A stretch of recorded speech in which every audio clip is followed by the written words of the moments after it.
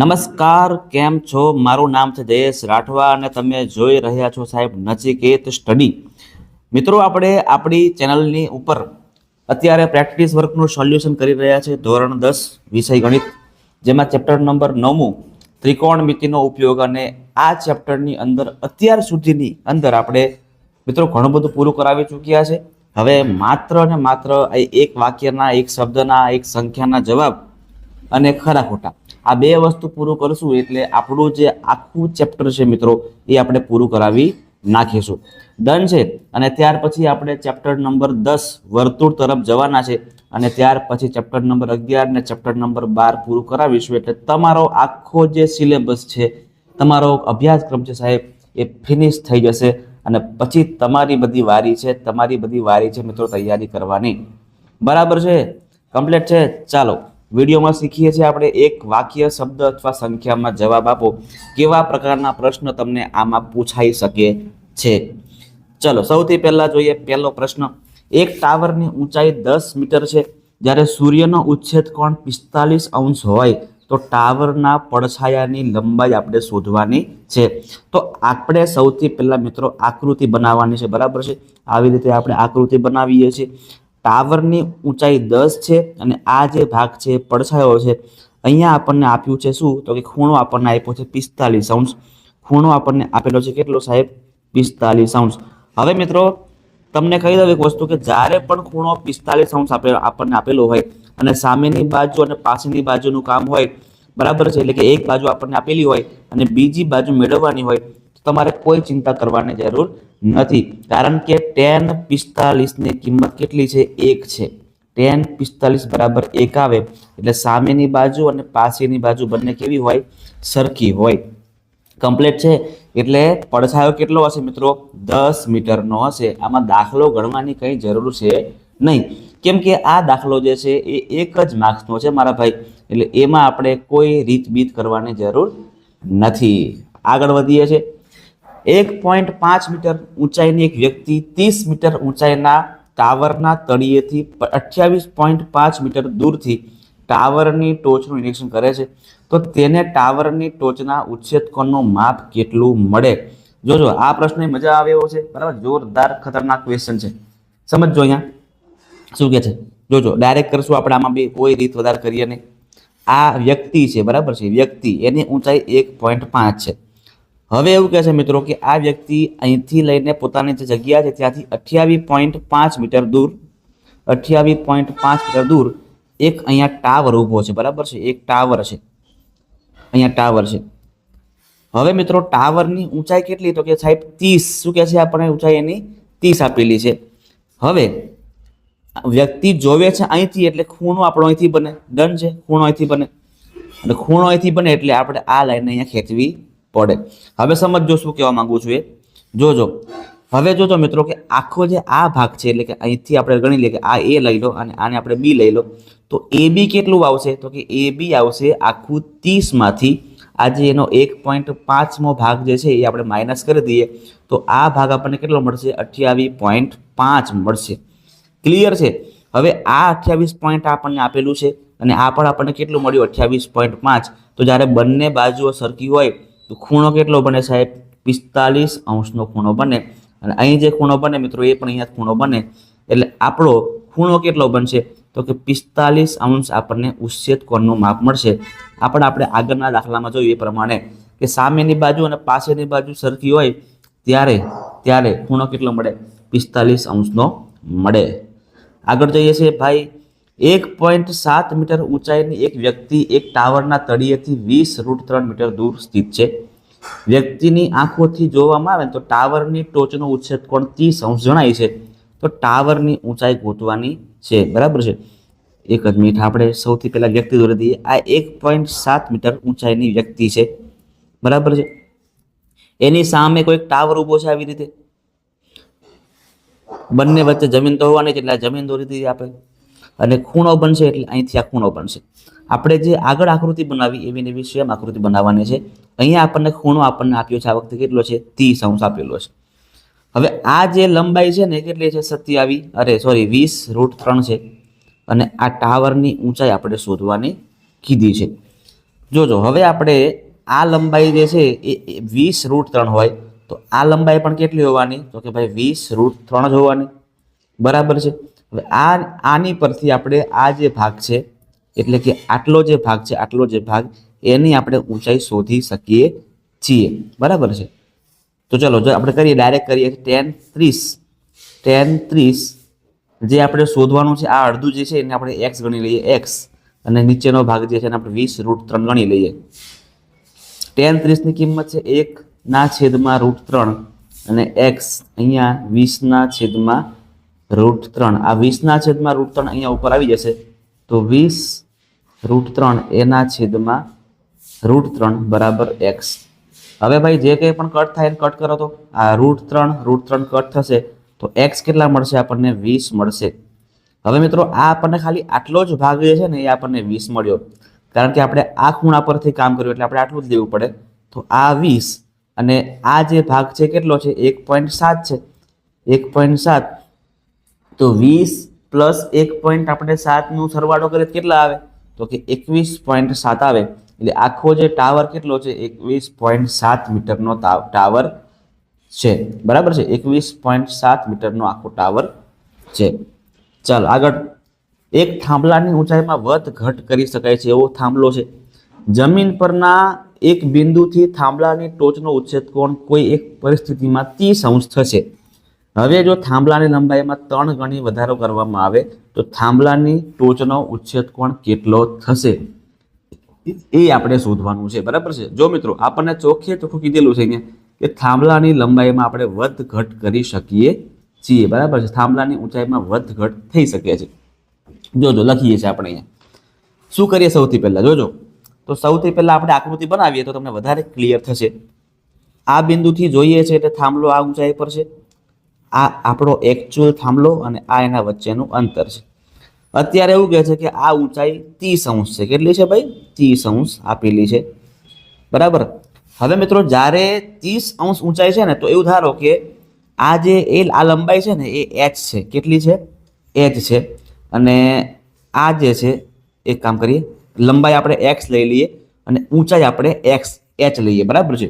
આ જે બંને વચ્ચે લંબાઈ છે x, અને ટાવરની જે ઊંચાઈ છે, થાંભલો છે, એને આપણે હાઈટ એટલે h ગણી લઈએ, બરાબર.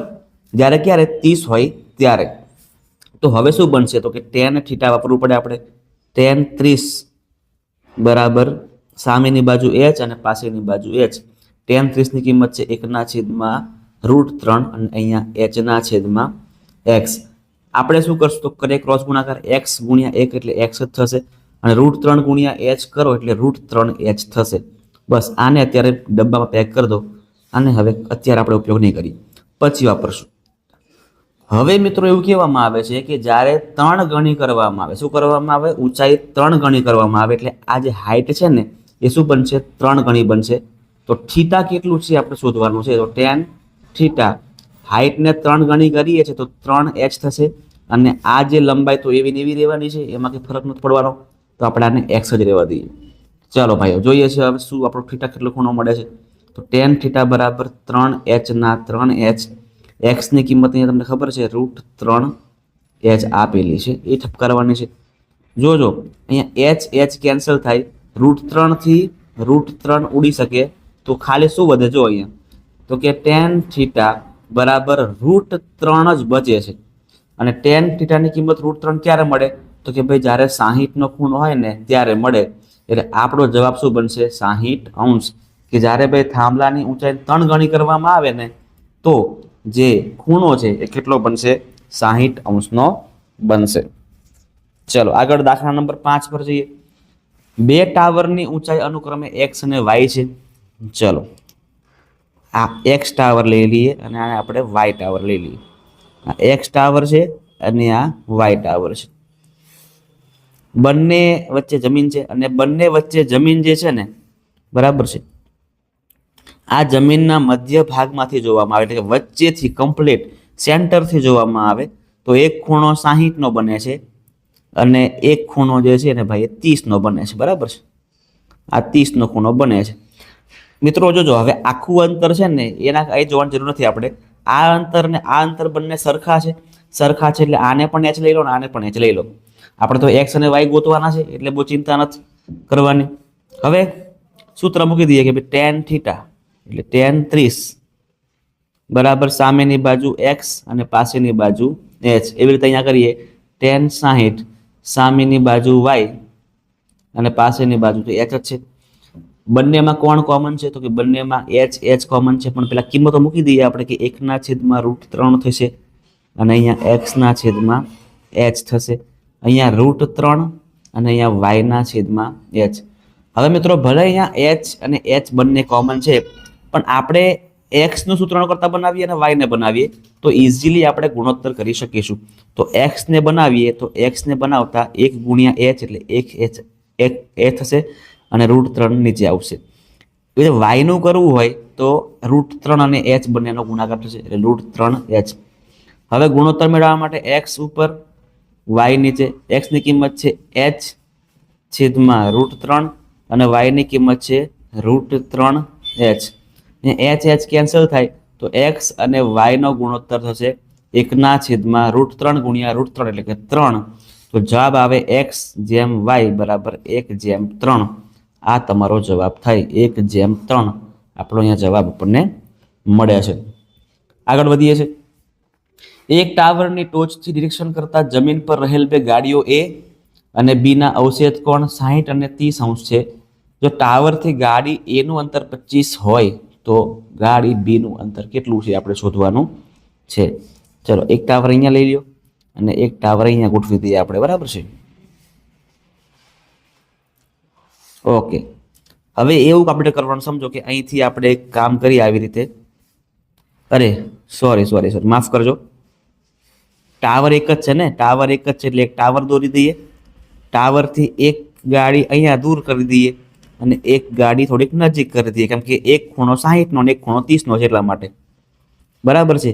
જે બાજુ લાંબી હોય ત્યાં નાનો ખૂણો આવે એટલે આ ખૂણો નાનો આવે 30, અને જે બાજુ મોટી હોય ત્યાં નાની હોય ત્યાં ખૂણો મોટો આવે. કંઈક આવું આપણને આપેલું છે, બરાબર છે. હવે ગાડી એ નો અવક્ષેપ કોણ 60 છે અને ગાડી બી નો અવક્ષેપ કોણ 30 છે. ખરેખર મિત્રો અવક્ષેપ કોણ અહીંથી લખવાનો આવે, અવક્ષેપ કોણ અહીંથી આવે, પણ આપણે ડાયરેક્ટ નીચે લખી દીધું છે અત્યારે તો પણ ચાલશે, કોઈ ચિંતા નહીં. ચલો હવે સૌથી પહેલા મિત્રો આપણને આ અંતર કેટલું ખબર છે 25. તો એના પરથી આ બાજુ આપણને મળશે, બરાબર છે. જે ટાવર છે ટાવર એ આપણને મળી જવાનું છે. તો લખીએ કે tan 60 બરાબર જે ટાવર જોઈએ છે એક્સ ગણ લો એને અને પાસેની બાજુ 25. tan 60 ની કિંમત √3x અને અહીંયા 25. તો 25 √3 આપણને શું મળી ગયું? ટાવરની ઊંચાઈ મળી ગઈ. ટાવરની ઊંચાઈ કેટલી મળી ગઈ? 25 √3. હવે આ જે માપ છે એ 25 √3 આપણને મળ્યું. તો એના પરથી આપણે આ ટાવરથી આ ગાડી બીનું અંતર આપણે શોધી શકીશું. તો લખીએ હવે tan 30 બરાબર સામેની બાજુ એટલે ટાવરની ઊંચાઈ 25 √3 અને પાસેની બાજુ આપણે શોધવાની છે અને આપણે h ગણી લો. તો અહીંયા tan 30 ની કિંમત 1/√3, અહીંયા 25 √3 અને છેદમાં h. તો h એકા h અને 25 √3 ગુણ્યા √3 કરો એટલે 25 ગુણ્યા √3 ગુણ્યા √3. તો 25 અને √3 ગુણ્યા √3 એટલે કે 3 થાય. 25 તરી 75. તો મિત્રો અહીંયા કેટલો આન્સર આવશે આપણો? 75 મીટર અંતર ગાડી બીનું ટાવરથી હશે. આગળ, જ્યારે સૂર્યનો ઉચ્છેદ કોણ 45 હોય ત્યારે 80 મીટર ઊંચા બહુમાળી મકાનના પડછાયા લંબાઈ કેટલી હશે? પહેલા વાત કરી ચૂક્યા છે સાહેબ આપણે કે 45 અંશનો ખૂણો જોવા મળે તો સામેની બાજુ પાસેની બાજુ બંને સરખી હોય. તો ઇમારતની ઊંચાઈ 80 હોય, ઇમારતની જે ઊંચાઈ છે એ મિત્રો જ્યારે 80 હોય તો એનો પડછાયો પણ સરખો જ મળે. પડછાયો પણ કેટલો મળે? સરખો, એટલે કે 80 મીટરનો જ હશે. આ તમારો જવાબ થઈ ગયો. ચલો આગળ વધીએ છીએ ભાઈ, આગળ વધીએ છીએ. જ્યારે સૂર્યનો ઉચ્છેદ કોણ 60 હોય ત્યારે 150 મીટર ઊંચા ટાવરના પડછાયો. આમાં ગણવું પડશે. આ ટાવર 150 મીટર છે, આ પડછાયો સમજી લો, અને આ ખૂણો કેટલો બનાવે છે? 60 નો બનાવે છે. તો કંઈ નહીં, આને આપણે એક્સ લઈ લો. ચલો એક્સ શોધવાનો છે. તો tan 60 બરાબર 150 સામેની બાજુ અને x પાસેની બાજુ. tan 60 ની કિંમત √3 છે, 150 અને અહીંયા x ગોતવાના છે એટલે √3 છેદમાં લઈ આવો. 150 ના છેદમાં √3. 150 ના ભાગલા પડી શકે ને? હા, 50 તરી 150 અને છેદમાં √3. √3 થી √3 ઉડી શકે એટલે કે 50 √3 આપણો જવાબ થશે. 50 √3 આપણો જવાબ થશે. આગળ દાખલા નંબર 9.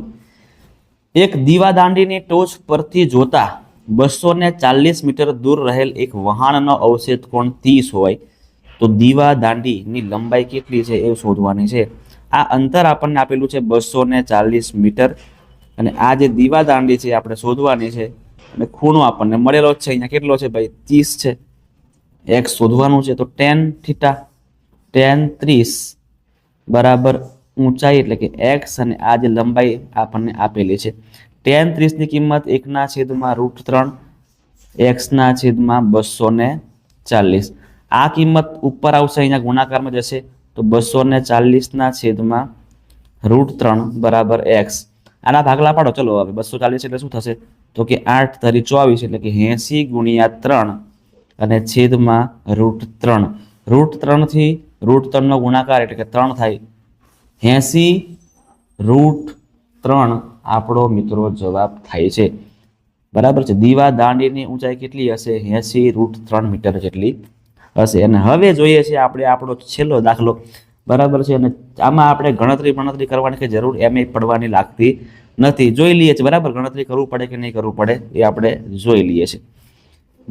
દિવાલ છે, ચલો દિવાલ દોરી દઈએ. સૌથી પહેલા દિવાલથી 5 મીટર ઊંચાઈ અડધી એટલે ઓકે, અહીંથી લઈને આ અંતર 5 મીટર છે અને આ નિસરણી બરાબર છે, નિસરણી.